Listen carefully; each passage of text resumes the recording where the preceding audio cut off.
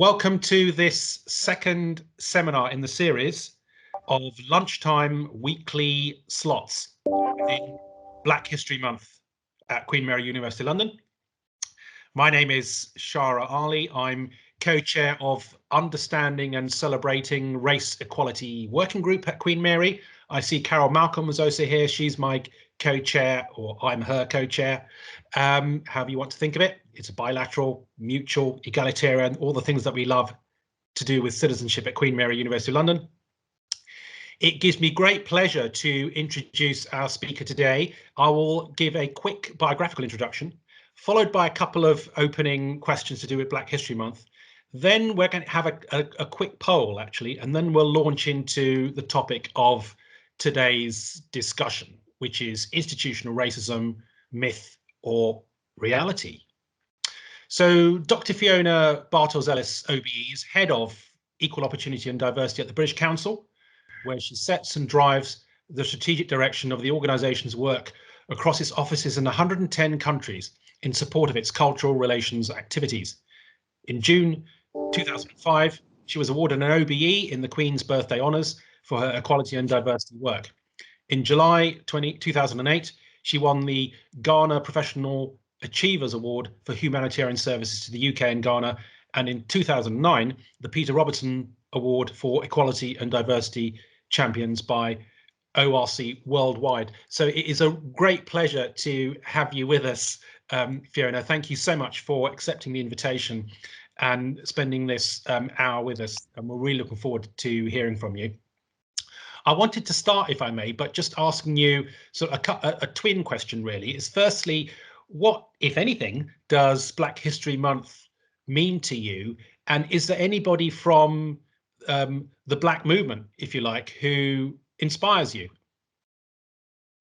Yes, so thanks for inviting me, and thanks for that that introduction. And hi, I'm going to call you colleagues.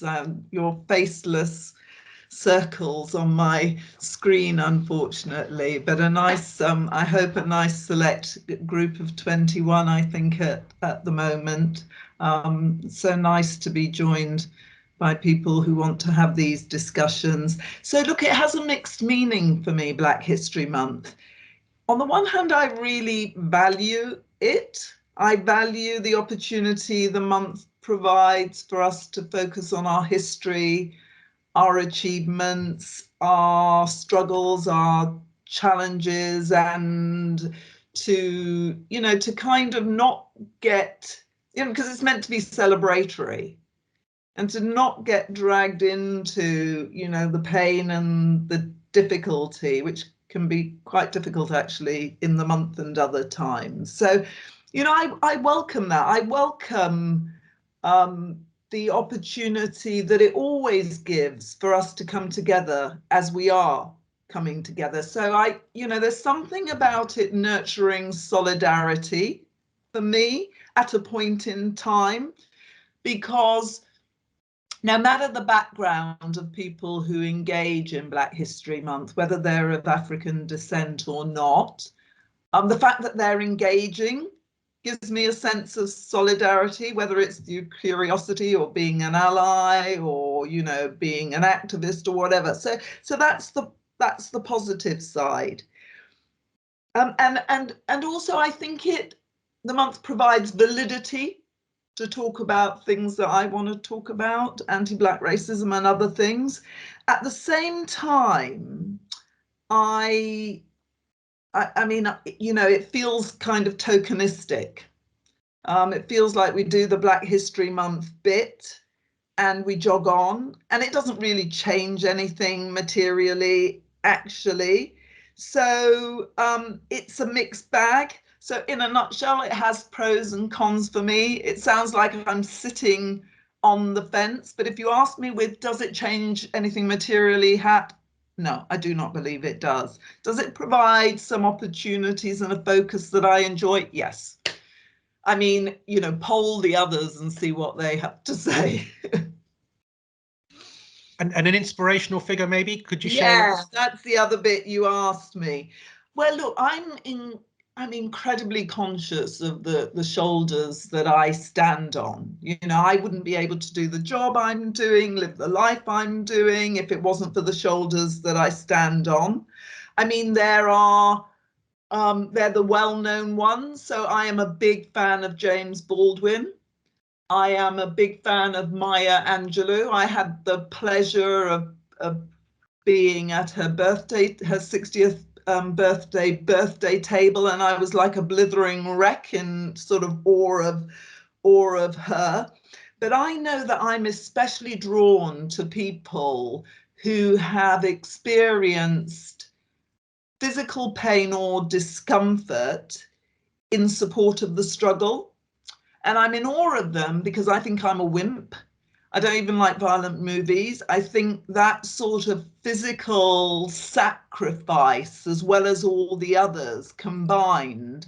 And there are lots of people who've done that, you know, I mean, the ones you all know, Nelson Mandela incarcerated for a very long time and sort of going on. So it isn't actually one person, but James Baldwin is probably the one that I really have been inspired by. I Am Not Your Negro, if you haven't seen it, is well worth seeing. Awesome. Thank you so much for that, Fiona. I'm now going to stick in the chat a link to a Mentimeter poll, which has got 3 questions on it. And please do click on that. It will open a window somewhere on your desktop or whatever it is you're using. And just I'll give you a couple of minutes to do those 3 questions, and no need to ask for a copy of the results because we'll share them today. And I don't have access to your chat, do I? You should have. Maybe as an outsider. You should. Ah, okay. Yeah. No, it's okay. You'll say the results. All right then. I look forward to seeing what colleagues. Would you like the results before straight away? I don't mind. I think it might be good to just okay. We'll give them to you. Bit off. Yeah. And I think, let's do that. Was it Peter who had his hand up? Yeah, I don't see the chat either. Ah. Okay. Beg your pardon. So yeah, that must be an internal external thing. So yeah, apologies for that. So whilst you're doing that, just to say again, in terms of housekeeping, Fiona will speak for, you know, around half of what's left of, you know, 20-25 minutes. You don't mind if I intervene towards the end of that 20-25 minutes, and then we will invite questions from the floor, and you're more than welcome to show us your face and deliver your question live. And you should just raise your hand for that purpose, and then I will hopefully come to you maybe in you know, one by one, or maybe even a round of questions if there's many of you. Great. And other than that, if you've got no, we'll leave it at that because not all of you are able to use the chat anyway. I can't see the chat either. You can't see the chat. Okay. I can't see it on internal. Yeah, well, I'm not sure where to help you with that because I think others clearly are able to see it. Oh. Okay, so I'm going to share. Let's see, have we got the response rate like? Or the antenna in the background.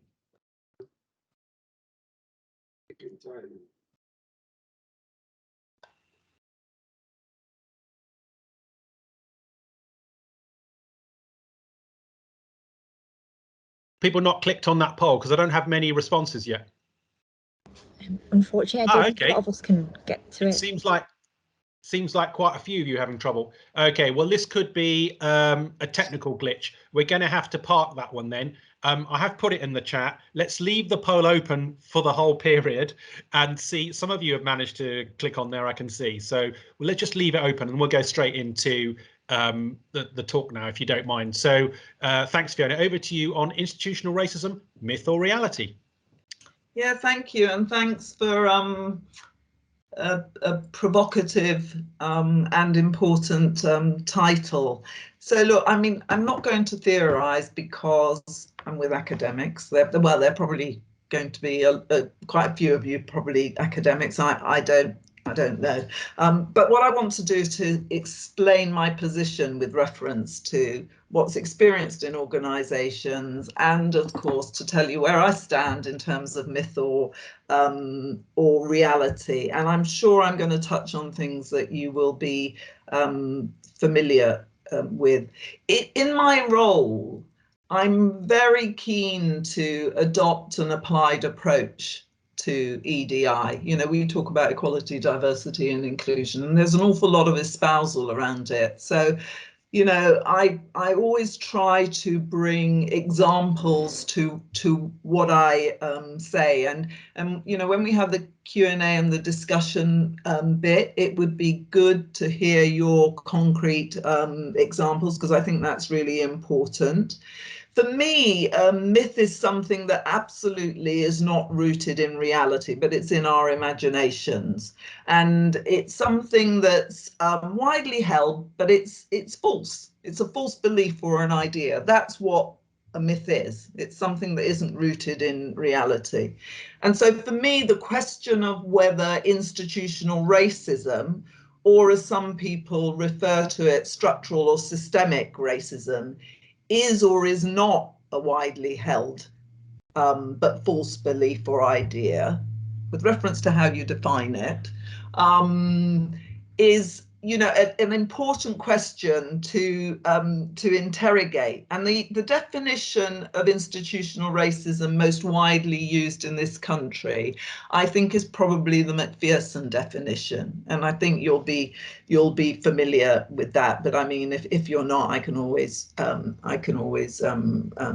you know, read it to you. So my experience, you know, I came to this country to go to school when I was about 8 years old, and to come to boarding school, and, you know, went to and fro. I was born in Ghana, West Africa, of mixed parentage, and so I've been schooled in this country. I've been educated in this country. I've worked in this country. I know its institutions well. I interface with its institutions, its key institution.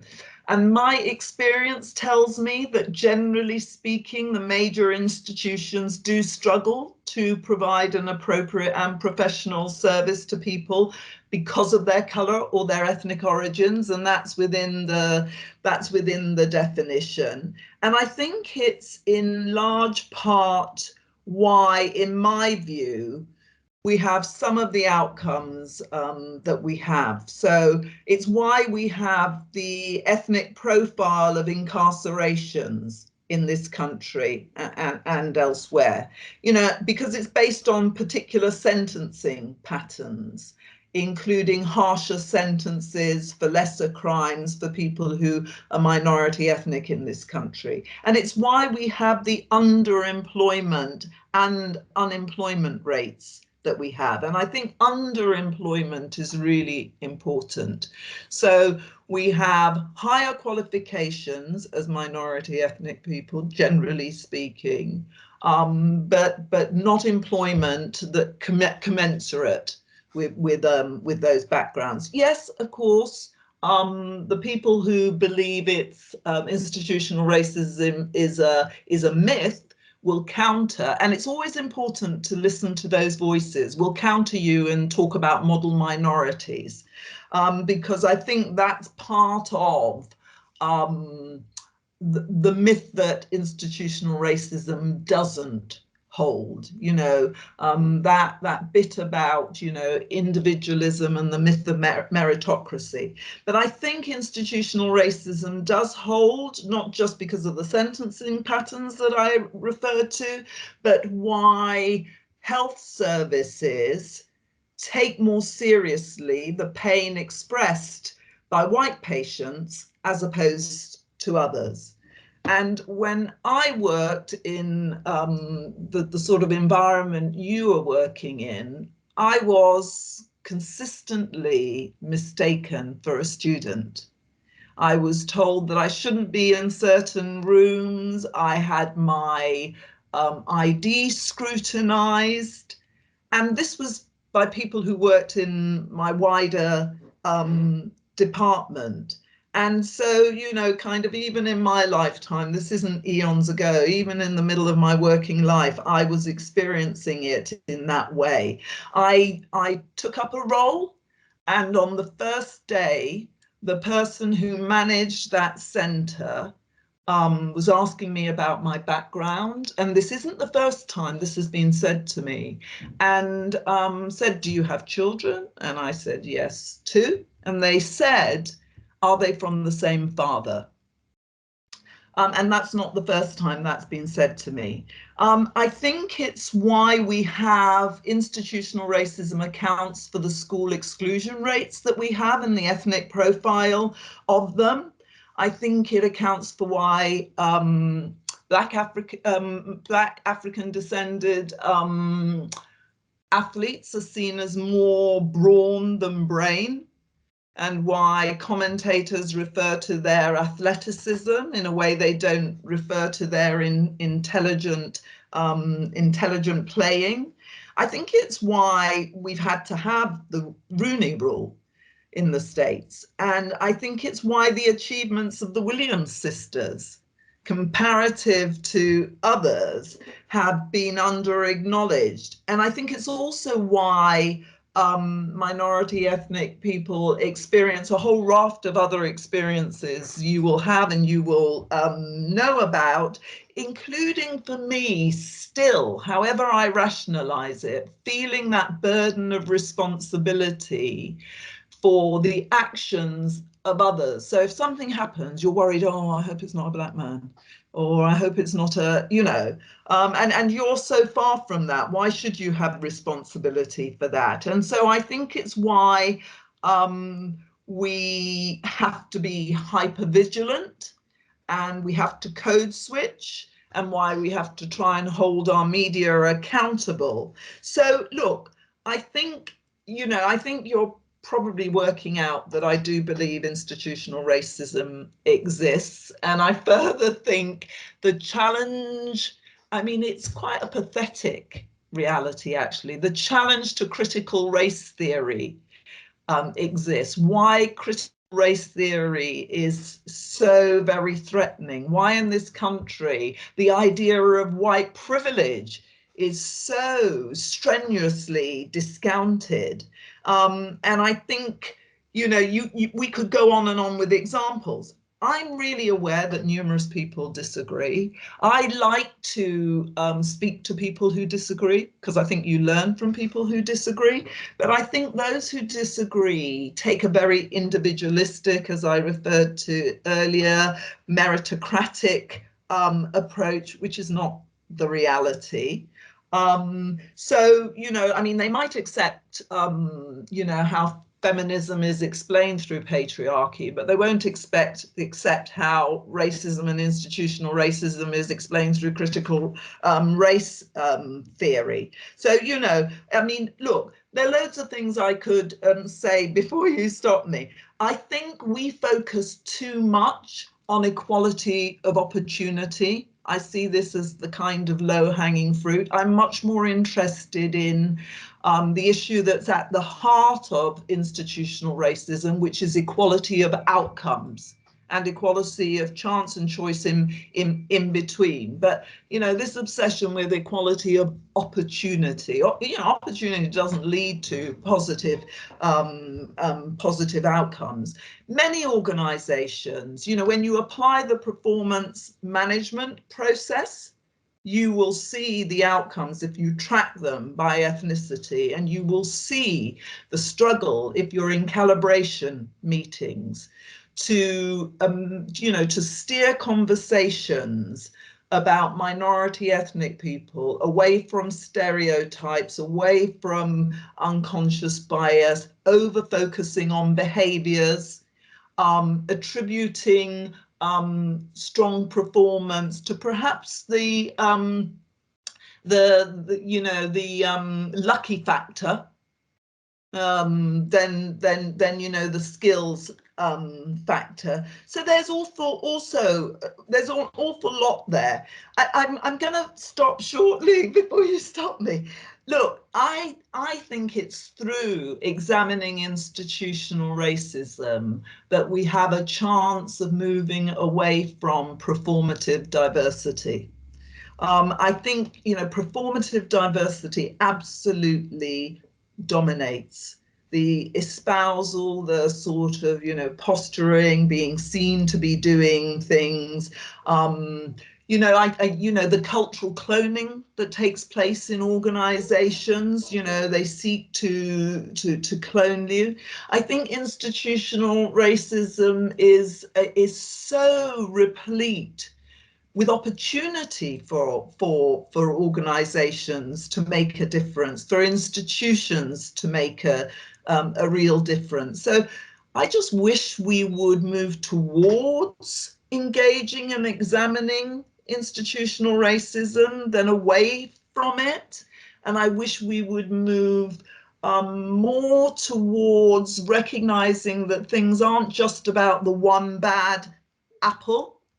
I'd like us to look at things structurally, systemically, look at the root causes of things, stop blaming individuals and say it's failing individuals. But power doesn't concede easily.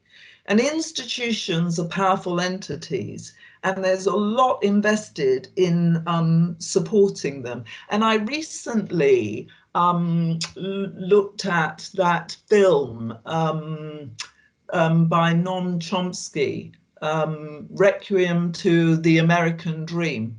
Really interesting analysis, and it's that level of analysis around how systems work, how institutions work, how power maintains itself and is very clever in maintaining itself.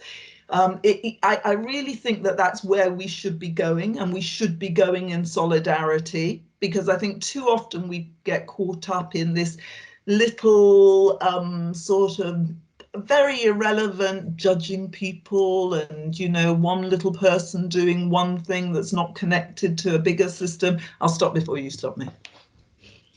No, that's great. Thank you so much, Fiona. So much there. White privilege, institutional racism, of course, performative diversity. That reminds me of virtue signaling, maybe. Yes. We're going to take your questions in a minute, but before that, I found another method for you to access the poll, of course. So if you want to head over, for those of you who haven't had a chance to see it in the chat, menti.com, which is menti.com. Once you're at menti.com, it will ask you for an 8-digit code, and I can give you that code. 5240 3893. 5240 3893. Okay, menti.com, menti.com. That's their sort of front page. 5240 3893. I'll give you a few minutes to respond, and I'll be able to see that people are responding, and then maybe we'll take the results shortly. Firstly, please do put your hand up if you'd like to ask a question. Or indeed make a comment. Absolutely. Yeah, comment, question. Really it's an opportunity for dialogue. Don't be shy.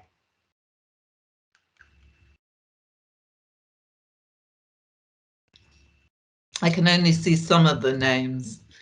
Okay. I can see Emma, who's like. I'm going to start with a question then, if you don't mind. Yes, Fiona, I am delighted to see you. It's great meeting you again. Hi, Emma. Great to see you. Yeah. Oh, my love to you. I hope to see you on one-to-one. Send me a link. Emma, since you've got the floor, would you like to make a comment or pose a question? Yes, well, I would like to comment and say how lucky we are now to have a wonderful woman, a sister, a friend, a loved one, Fiona, talking to us today. And Fiona, the question I want to ask really, whether in your experience in relation to the isms, have you heard about the word retrograding in institutions? Retrograding? Yeah. The only way in which I've heard of retrograding is actually as the word says. Yes. Yeah, so is there, what's the context to you asking me that? Because I mean, I know that happens. Yeah, well, because most of the people that I have met and have mentioned the word retrograding, especially my white colleagues, don't seem to have heard of the word before, because it comes forward as a review of your JD. In relation to people of power within the system. And it also seems to me a lot of Black people understand the word retrograding, but my white colleagues don't. And that is what puzzles me. And the danger of retrograding, as you know, Fiona, is that you retire on your last salary. Yeah, of course. So of course, when you are retrograding, it's going to have a detrimental impact on you in the long term. I did not understand it because I didn't have a word for it. And it was done to me the first time when I didn't have a word for it. But as I get wiser and I know of the terminology retrograding, and I end up getting on a bit. So when it hit me the second term, I said, this is retrograding. And every platform that I get, I am going to introduce this word, so that people don't sit and accept it under the terminology of a reviewing of your JD. No, Amma, thanks so much for that. I mean, you know, the really valuable part of this forum that you've created, and I mean, you know, I say thank you for creating these forums of solidarity and empowerment, is that, you know, you learn from other people, you identify things, you name things. Yes. You name things, and in naming things, I think you understand and you can spot them. So, you know, and then people like you will share that understanding. You will share that understanding. And it's all these micro contributions. You know, we often talk about micro incivilities, microaggressions, you know, micro this, that, and the other. But these micro contributions, because I don't set myself up and saying, I've set the world alight. I do know that I've made little contributions. You know, they say by an inch it's a cinch, by a yard it's hard. So, you know, every little contribution collectively amounts to that. So that is that's a helpful example of how you have shared your experience so other people understand, because you're right, these things have wide ramifications. Oh, yes. Oh, your pension, all of that. And then there's the intersectional piece. Yes. So you're also a woman, and we know that poverty in old age is Black African woman, let's do it to her. All of that. Unfortunately, this Black African woman has a platform, has a local, national, international platform. Well, good. And I think Shahar will say to you, thank you for your contribution to this platform, and he'll ask somebody else to also make another contribution. Amma, thank you so much. Send me an invite. Thank you. Yeah. Thank you so much. I'm going to ask a question now myself, but just to reflect on the last thing that was said, because I'm very interested in language as a sometime analytic philosopher. Retrograde, it strikes me, what's very important is to call a thing by its proper name, right? So that sounds now retro as in backwards or retrospectively, and grade. So actually we're talking about being demoted. Being put on your old grade, right? No, your grade being downgraded as a result absolutely. of a review. Yeah, these practices hold. And the question I had to you really is to do with white privilege. Now we are, you know, it's not giving too much away because we've started to launch this now within the Understanding and Celebrating Race Equality group. We've been working on amongst colleagues within EDI and across the university on language guidance, right? Now, not to be confused with policing thought or telling people how to talk, you know, anything but that, but really just an attempt to put together as a compendium, and it runs into 10 pages, terminology, okay? How you might wish to denominate certain groups, the risks of overgeneralization. So, for example, we might talk about ethnic minorities when actually they're in a majority, and how these frames of reference can often skew the picture. But one of the terms which I wanted to ask you about is to do with white privilege. And there's no, I think, consensus around the applicability of this term. And well, let's just start with my own misgivings. I think a risk and a danger with talk of white privilege is that you can risk alienating what you might describe as allies, i.e. non-white colleagues and others who are actually enlightened, very much on board with overcoming institutional racism such as it exists. And the overuse potentially, or the over attribution of white privilege, can actually be counterproductive. And I just wanted what you might have to say about that, and would you agree? I think that, I'm not sure I would agree. I mean, I think it's an incredibly relevant question in the context of us talking about institutional racism, because of course we're talking about how white privilege is institutionalized. When we're using that phrase, we're not saying that all individual white people have privilege. And I think that the issue is that people apply it in a very narrow way and say, well, I don't have privilege. I'm poor, I'm disadvantaged, I'm da da da da da. But that's not what we mean. We don't mean that every white person themselves is privileged beyond the fact that their whiteness gives them certain privileges that you and I don't have, Amma doesn't have, no doubt other people don't have. So, you know, it's a taken for granted privilege. Hi, Lorna, it's a taken for granted privilege. They don't have to think, as I did when my son was out there, that the policeman's going to mistake him for the perpetrator of the crime rather than somebody who is assisting the person who had, you're ready to say something, I can see, come in, I can see it on your, yeah, you can say it on your lips. Okay, so yeah, just that, I think you make a very good point, which is that it's to do with the culture which we all inhabit. And somebody could be the benefactor almost of white privilege without choosing to be and without wanting to be. And my difficulty still arises that I think that, and perhaps if there are people here who recognize this, they could speak out as well. But I do detect that amongst, let's call them white allies, who understand white privilege, it actually knocks their confidence, because they actually start feeling guilty about something that I think is disempowering. And that's the difficulty. And I feel as though what we need more than anything is unity of purpose. And sometimes this language can, if it's overused or misascribed, can inhibit that. Yeah, I think, look, I think, you know, all terms don't speak to all people.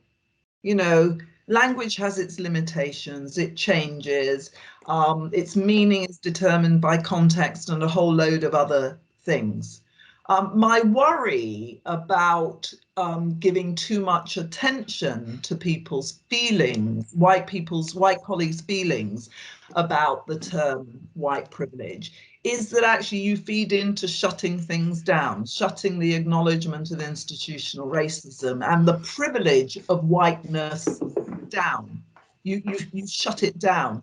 I think rather I would like to engage with those colleagues who are already allies and actually say to them, it means this and da da da da da. You know, don't take it personally as a slight on you. I think that it isn't just white colleagues, but I know white colleagues. So look, I don't think you'll ever have an ideal situation, actually, with language. Some people are incredibly offended by the term minority ethnic as a label. They want to say, you know, we are minoritized, and that is what, and I think there's an accurate use of minority ethnic when we are in the minority, and sometimes you're right, we're not. What I think happens is we don't have this opportunity to get underneath these, to really understand and describe the correct meaning, develop the confidence around articulating, because we're obsessed with our emails. I mean, how many people will have the courage to demonstrate the energy that Amma has, even to put on the camera like Lorna has, and sitting there looking like that, even you to put this together. There's a lot of fear around this area. Let's go. Thank you so much for that. And let's just go to the results of the poll then.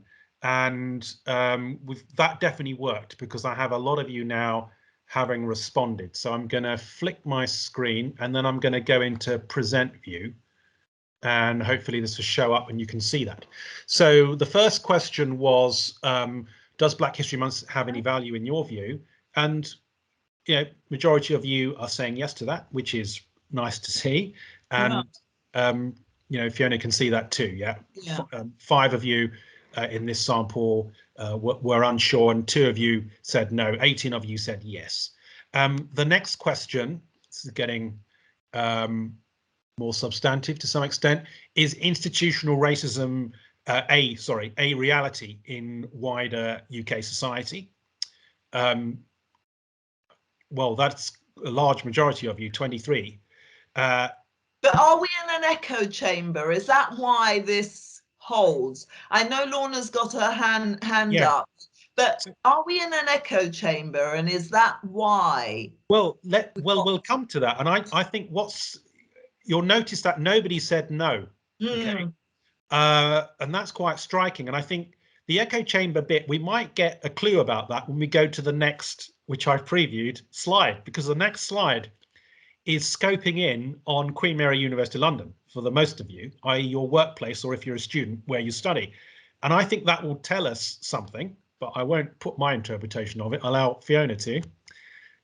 Is institutional racism a reality where you work or study?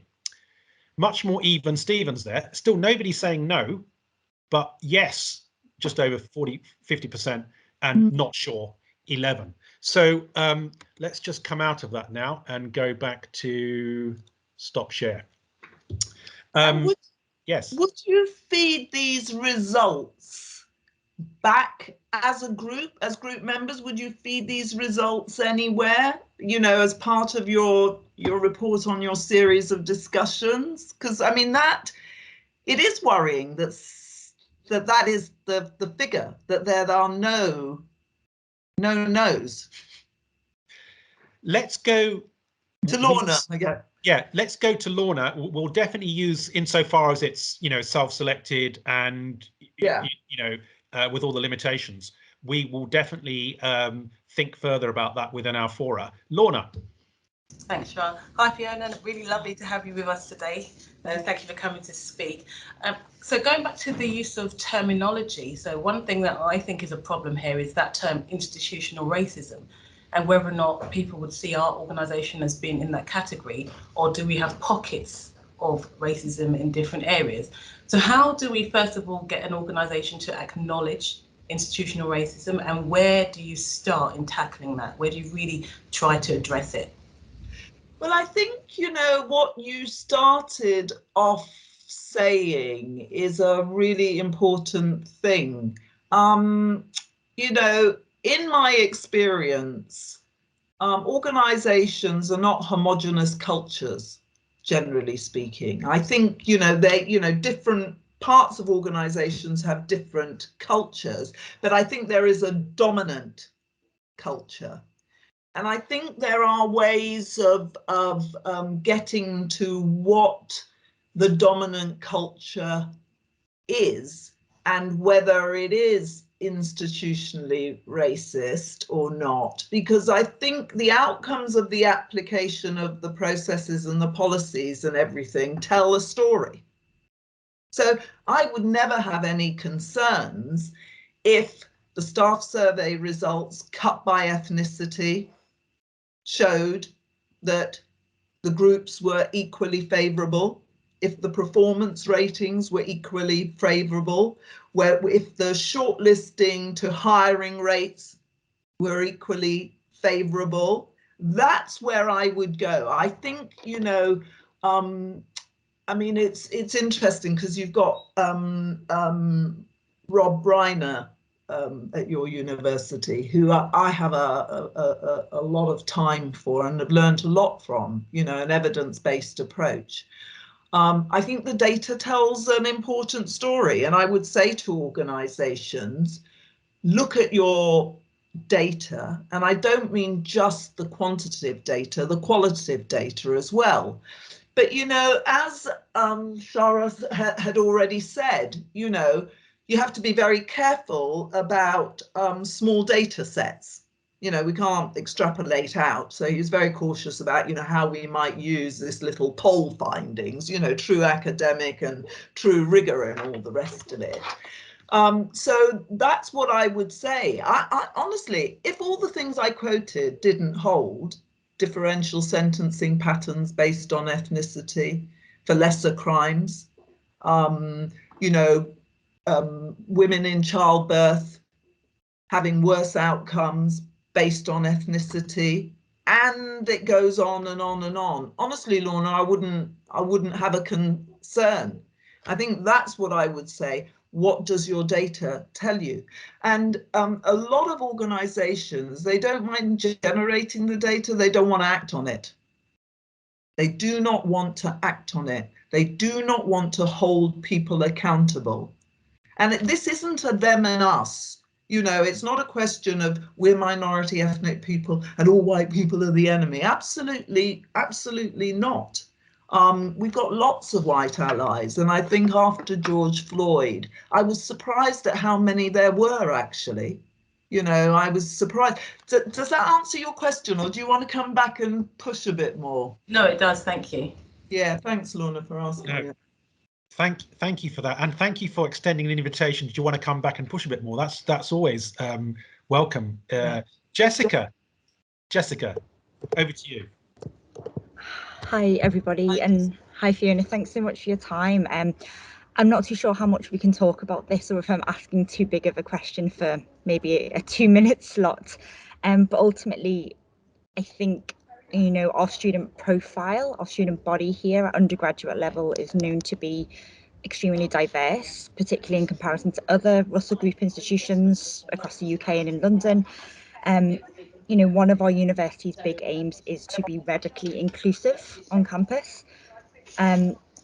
Looking at our institution's staff profile, however, I wonder, with your work at the British Council and looking at your own staff bodies, can you think of a way that we can, and when I say we, it might not be me, but how an institution can look at actually better reflecting that desire to have a really, you know, a really diverse and inclusive environment for students, but are we reflecting that well in the staff profiles, whether that be at academic and or professional services level? I worry that our students might walk around and they see each other and they hopefully feel included and they are in a safe space. But when they're in class being taught by lecturers, when they come into an office and speak to me as an administrator, do they feel like they're being reflected in the staff profile? I personally, I don't think that would be the case at all times. And I just wondered, particularly working at such a large institution like the British Council, how, if at all, there is HR policy in place to support that? I mean, it's a very, you're right, it's a big question, but it's a very important question because, of course, the student profile is one thing, and you're located in a very, very diverse part of London, but you also get, you know, you have international students and they come from a whole load of places. And you know, the staff profile bit, there are different roles. So if you look at the ethnicity, say, and gender profile of people in those different roles, what picture does it tell you? And does it approximate not so much the student body, but the sector as well? I mean, I think they're different benchmarks. But if you dig a bit further, and I think this is where Amma was taking us to, and I don't know because I'm not in the higher education world now, who has tenure and who doesn't? Who are the teachers who are on the contracts, the lecturers that are on the contracts? This used to be a big issue around who were the visiting lecturers, who were the part-time ones, who were the heads of department. You know, and if you go back to the student profile, Jessica, I was working with a colleague in the context of my British Council role, where we were trying to diversify our higher education advisory board, because these are big decision-making processes. How many, you know, in the history of Queen Mary, how many female vice chancellors have you had? How many minority ethnic vice chancellors have you had? You know, what universities have they come from? Because, you know, it's the Oxbridge and the elite. So there's so many layers. And I think the challenge is to identify the markers of progress that you will track. And for me, it isn't just about the optics. You know, the students walk around and they see others like them, and they see this milieu of staff. It's the people who have control and power in terms of the outcomes and when they do their assignments and everything. You know, one of the things we know, I've been in this area a long time, one of the things we know is that prior to having candidate numbers, universities had a horrible profile around who got the lower classification degrees. But I never remember in all the time I went to school or university being taught by somebody who was not white. And so it's also the student seeing people in those roles. So there's a whole pile of stuff in what you've said. I get very sort of, you know, energized and excited by, you know, thinking about these layers, because I think it's only by thinking about these layers, only grappling with institutional racism, only asking the sort of question that Lorna asked me, that we can really make progress and move away from the performative stuff. I'm really tired of the performative stuff. It's just a waste of all of our time. I don't know if that's helpful. It really is. Thank you so much, Fiona. Yeah, I think everybody on the call will find it helpful, and it's definitely, I don't have any answers, but it's good to know that there are lots of other people thinking of these questions and hopefully putting them forward. But I agree with, go ahead. And Jessica, the PhD students, did I say that? No, you know, no. There's this guy that I've been working with who's been very bothered about the PhD student profile and the progression rates of students, you know, based on ethnicity. So yeah, I mean, just lots of layers.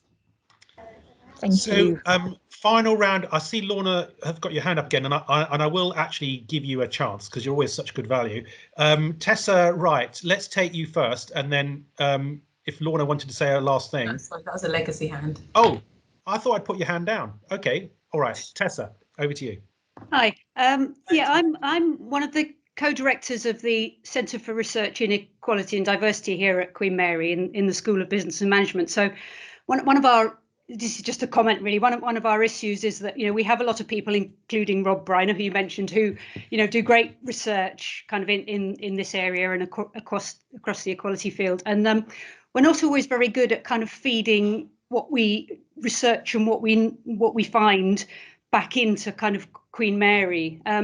But one of the things I just wanted to say in relation to institutional racism is that I thought it was really interesting that, you know, pretty much everybody here accept that it's a fact and it is something that exists. And it was really worrying when the Sewell report concluded that, well, it doesn't really. And just in terms of I just wondered really whether you had a sense of the kind of whether that did have consequences in terms of what organisations are doing. You know, does it for some organisations, does it kind of let them off the hook because they think, well, it doesn't exist, therefore we only have to deal with things on a more individualised basis? Or are actually organisations in a sense ahead of the government in that those that were already acknowledging that there was a problem and are doing something are probably not going to change because they already want to do something? But I suppose that you haven't got a lever to kind of pressure people who perhaps are a bit more on, you know, in the middle ground. So I just wondered whether you felt that had an effect in terms of what's happening in organisations. Well, you know, I mean, I know the effect it had on individuals working associated and all the rest with the Sewell report. And, you know, I mean, Jessica had made reference to my own organisation and the learning. I think that prior even to the Sewell report, there was this little sort of mood music growing amongst government departments, putting a downer on unconscious bias. I think what was happening over the pond as well, you know, as the Trump administration came to an end and their challenge of, you know, diversity training had an impact. I think it's all got very complicated because of COVID and a whole load of issues related to that.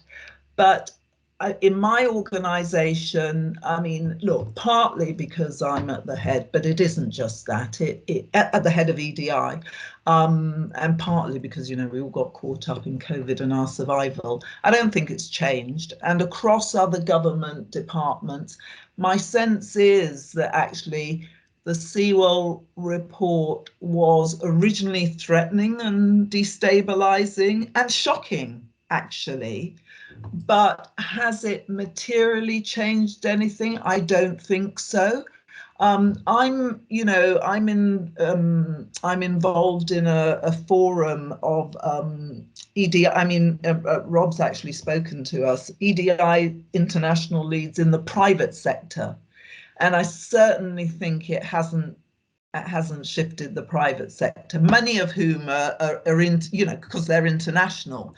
So no, I think other things people are concerned about, you know, often when money is tight, research goes and EDI and these things, but then people say they come back again. So I was worried a bit. And we had lots of discussions around the Sewell report and lots of discussions around, you know, the dictate that seemed to be going out saying you had to stop all this unconscious bias training. But to be honest, I think attention shifted to COVID and a whole load of other things. And, you know, people like us who care won't be shifted at all. I think it is cohorts like ours that will, no matter what happens, keep things going. And some of us are in influential positions. I don't know if that's a long way of that's something. That's really appreciated, Fiona, your insights from the British Council and elsewhere. Before we, I was going to say raise a glass, but before we open our mics and show our appreciation, I'm just going to remind you all about the next talks in the series. So this time next week, 1 o'clock on Wednesday, Leslie Gaston Bird will be talking about diversity in the audio industry. So feel free to bring your CDs as well. Maybe she can give you a view on the quality of those audios. In 2 weeks' time, actually quite relevant to today, we've got Patrick Vernon, who will be specifically talking about the Sewell report. Yeah. He's on the more skeptical end. I've seen him in action as in the past and up against the more establishment characters. So plenty to chew on in 2 weeks' time as well. So finally, it remains for me, on behalf of all of us and Queen Mary and everybody here, please open your mics time as well, just to thank Fiona very much. to meet with us during her very busy schedule. Thank you very much, Fiona. Thank you. Thank you. Thank you so much. Thank you. Thanks very much. Thank you.